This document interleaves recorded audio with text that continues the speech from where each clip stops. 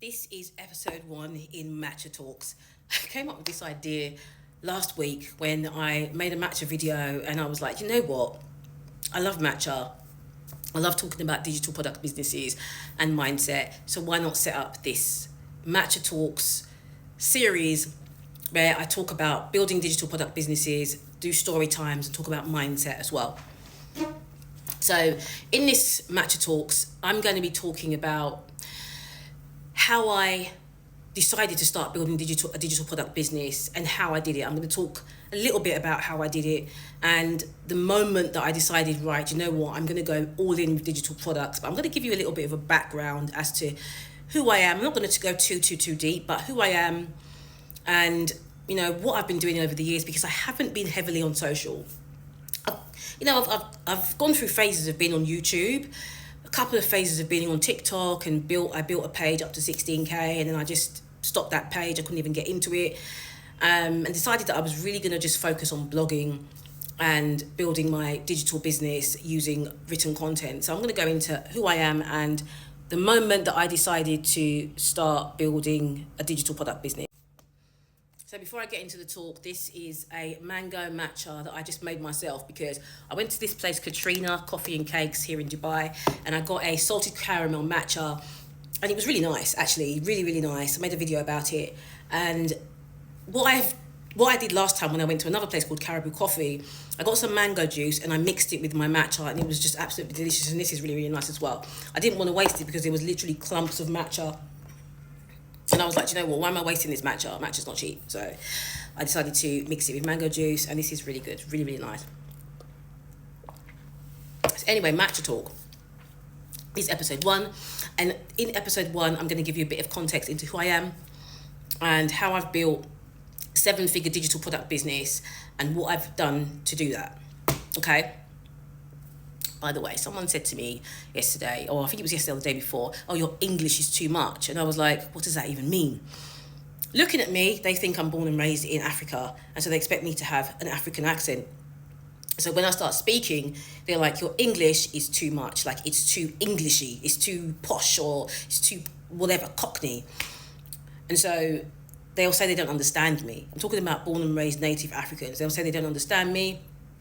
Most people think I'm from Kenya or from Uganda, majority of the people, but actually I'm not. Guess where I'm from. Any African out there, just look at me and ask yourself, where do you think that I'm originally from? As in where my parents were born. I was born in London, South London, for that matter. Anyway,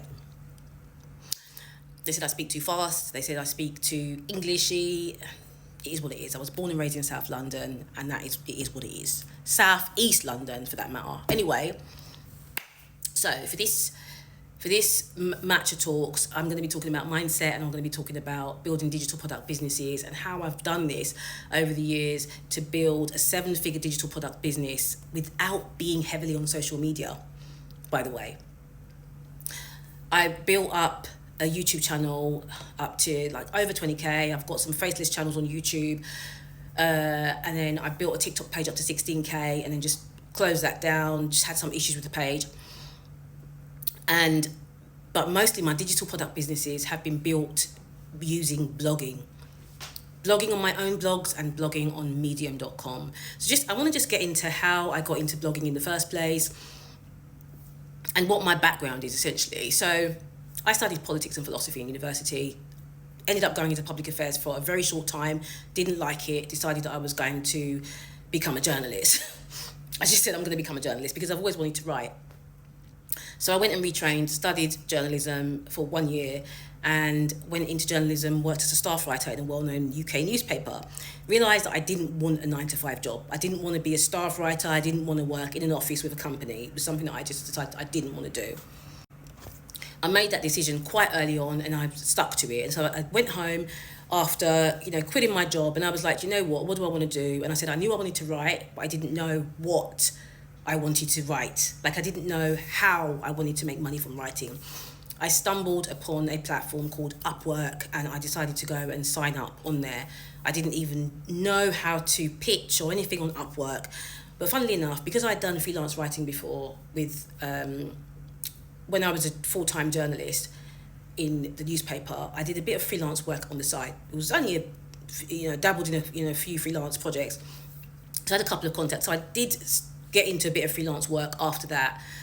But in terms of working online, this would have been the first time. So I went onto this platform called Upwork, and I didn't do any pitching. I literally just put my profile up, and then a couple of days later, I received an offer for a project working with a company in Australia, just doing articles, SEO articles, basically. If you're into blogging, content writing, you'll know what SEO articles are.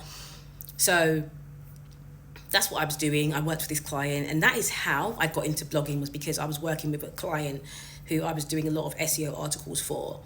And I worked with this client for quite a long time, and I learned SEO. So I didn't go and study all these things. I learned it through a client. I learned SEO. I learned how to write SEO articles. I learned how to do content marketing with written content. I learned how to blog. I learned how to build a blog. I just learned a lot of things, basically.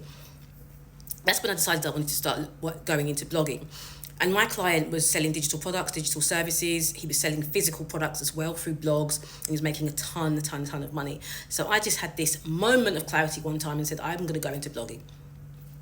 So I built up my company to a certain point, sold the company, and decided to, my content writing company, and decided to really fully double down and go and focus all in and go on into blogging.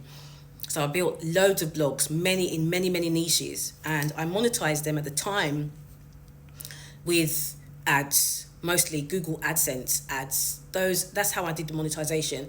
I didn't really, and a bit of digital services here. I wasn't really dabbling in digital products. I only started dabbling in digital products when my client, that same client who I kept with me even after I sold the company, and I was just working more freelance but building the blogging business on the side, he started to sell digital products, and that is when I've got to understand what digital products work. I didn't have a clue. And a few years later, I was like, right, let me just do my own thing and start doing digital products as well. I created a digital product. That digital product flopped and failed. I went into some deep depression for a while, and I was like, you know what, I'm not going to do this anymore.